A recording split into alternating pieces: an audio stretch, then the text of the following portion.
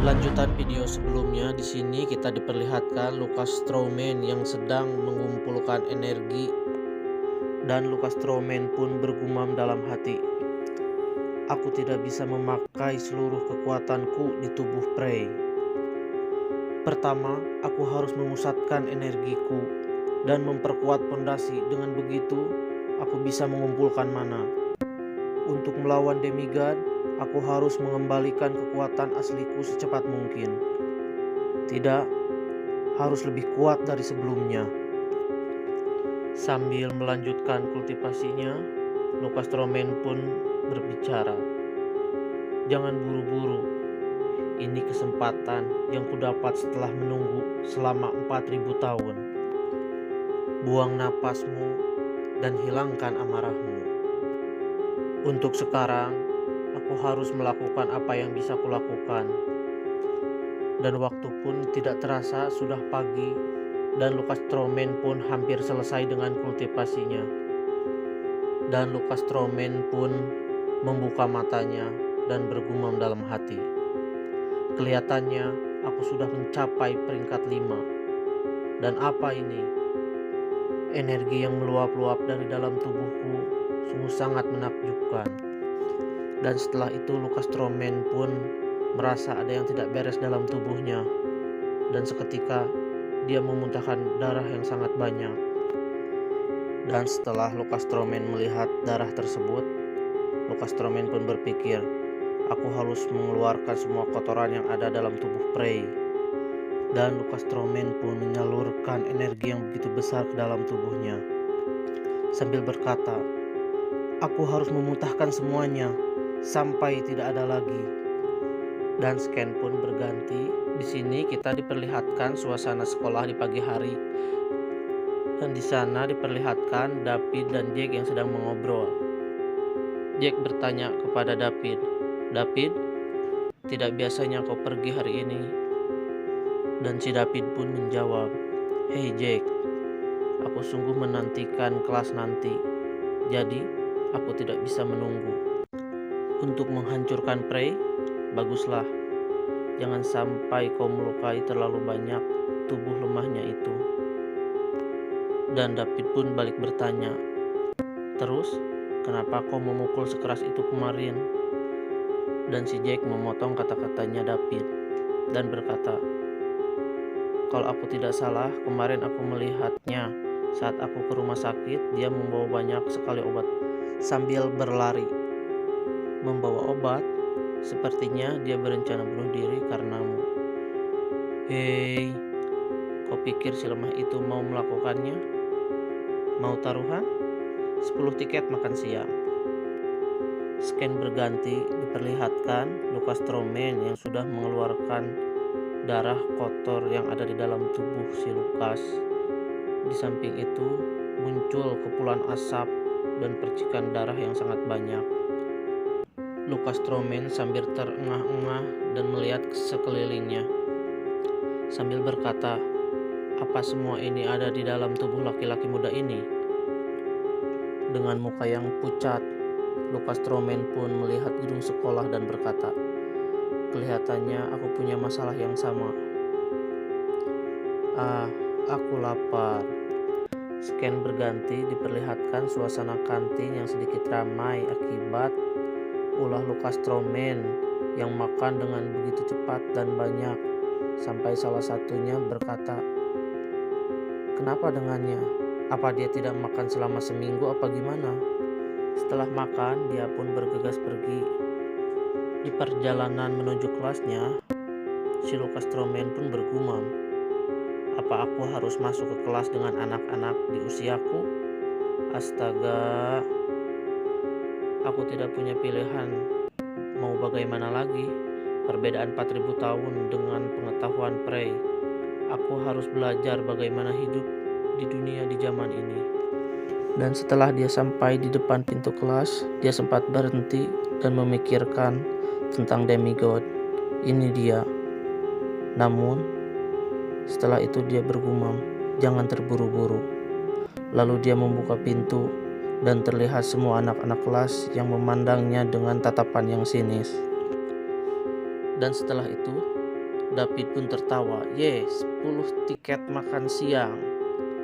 Dan si Jack menjawab, "Sial, kenapa si brengsek ini tidak jadi bunuh diri?"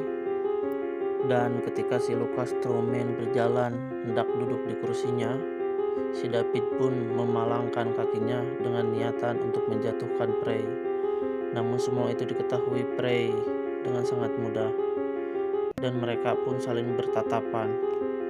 Dan tiba-tiba si Jack menghampiri si Thomas dan berkata, "Hei Prey, serahkan 10 tiket makan. Aku kehilangan 10 tiket makan karenamu. Kau yang harus menggantinya." Dan Prey bergumam dalam hati, "Kenapa si gendut ini memukul-mukul kepalaku?" Teman, pasti tidak benar. Kau selalu bisa menemukan satu atau dua bajingan ini yang selalu.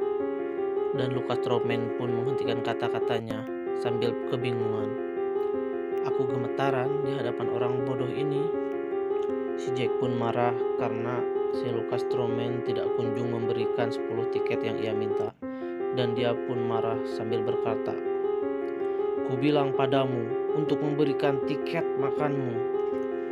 Dan si Jack pun mencoba memukul Lucas Stroman dengan sekuat tenaga.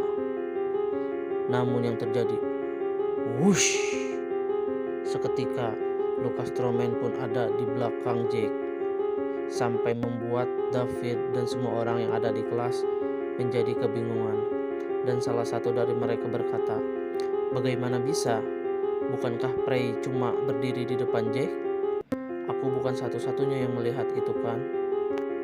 Dan wanita yang paling berbakat di kelasnya pun sampai melongo melihat kecepatan dari Thomas Stroman. Dan si Jack pun kebingungan, dan dia mencoba memukul Lucas Stroman sekali lagi. Tapi kali ini Lucas Stroman tidak menghindar, melainkan dia memusatkan energinya membentuk barrier. Dan ketika si Jack memukul Lucas Stroman, dia pun terpental sangat jauh dan menabrak barang-barang yang ada di belakangnya hingga hancur. Dan akhirnya si Jack pun tersungkur di sudut ruangan. Dan si Lucas Stroman pun berkata, "Bagaimana dia bisa terhempas seperti itu barusan? Kenapa dia bisa seperti itu?" Mengejutkan. Tapi di dalam hati dia bergumam, "Ah, memalukan apa yang sudah kulakukan pada anak kecil. Frey, anggap saja ini sebagai pelayanan spesial dari Archmage manusia terkuat, Lucas." Dan semua orang pun kebingungan. Apa benar tadi Frey yang melakukannya? Mustahil. Orang lemah seperti dia bisa melakukannya. Dan Lucas Stroman pun segera bergegas pergi meninggalkan semua orang dalam kebingungan. Dan tiba-tiba ada suara yang memecah keheningan dan berkata, "Ada keributan apa ini?" Dan salah satu siswa menjawab, Profesor Dio." "Kami, tidak. Jack tiba-tiba terjatuh. Dia tidak bergerak." Dan Profesor Dio pun segera menghampiri Jack dan memeriksa tubuhnya. Dan alangkah terkejutnya, ini ada bekas penggunaan mana tersisa di tubuhnya. Dan profesor pun bergumam dalam hatinya, tidak ada profesor yang memiliki kemampuan untuk menggunakan skill ini. Dan dia bertanya-tanya, siapa yang bisa? Dan scan pun berganti beberapa saat setelah itu. Masuklah seorang profesor yang berkata, "Karena Profesor Dio merawat Jack, aku, Kevin, yang akan mengajar kelas ini. Jack cuma pingsan dan tidak sampai membahayakan hidupnya. Karena dia akan sadar dari pingsannya nanti siang, jadi kita tidak perlu mengkhawatirkannya." Dan profesor yang bernama Kevin pun bergumam dalam hatinya sambil menarik napas. Udara di kelas ini sangat nikmat karena banyak pemula perempuan di ruangan ini. Dan salah seorang di sana berkata, "Ya ampun, aku benci sama Profesor Kevin. Babi bejat itu memukul pemula muda." Dan temannya menjawab, "Shh, jangan menarik perhatiannya atau dia akan memperingatimu." Dan dari semua siswa laki-laki ada satu yang menarik perhatian Profesor Kevin. dia adalah Lucas Stroman. Dan si Profesor Kevin pun mendatangi Lucas Stroman dan berkata, "Ah, ada Frey, kau bahkan masuk kelas ini?" Dan Frey pun menjawab, "Tolong maafkan aku Profesor, aku agak sibuk." Dan si Profesor pun menjawab, "Apa? Sibuk? Apa itu benar? Apa kau bilang ada yang lebih penting dibandingkan kelasku?" Dan Lucas Stroman pun menjawab, "Mungkin, lagi pula aku berada di puncak masa mudaku." Profesor pun menjawab, "Ho ho ho, tentu saja kau berada di puncak masa muda. Benar, lagi pula aku bukanlah guru kuno yang menekankan pada kelasnya. Tapi satu hal pemula Frey."